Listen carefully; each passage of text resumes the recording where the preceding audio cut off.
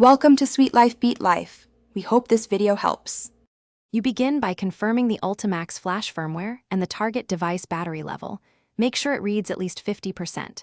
Next, plug the unit into your PC with the supplied USB-C cable. Drivers must install automatically or via the bundled installer. Once connected, load the correct device image and verify its checksum so you avoid corrupt flashes. Start the Flash utility and choose the image. Press the hardware Enable switch to ARM writing. This first step reduces preventable errors later. Once done, choose the precise target model and the write mode, full if replacing firmware, partial for partitions, or verify only to compare images.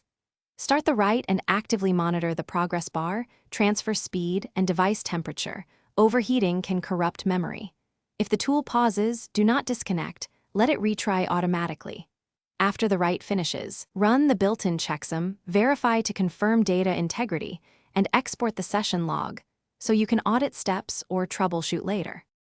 To finish, safely unmount the target and disconnect power before removing cables, then perform a functional boot test to confirm success.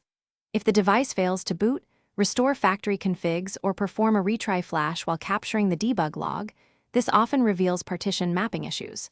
One key troubleshooting tip: if errors persist, swap the USB-C cable and try a different PC. Bad cables or driver conflicts cause most unexplained failures. If needed, reach back with the session log for deeper diagnostics. Thanks for watching. Consider subscribing if we helped you.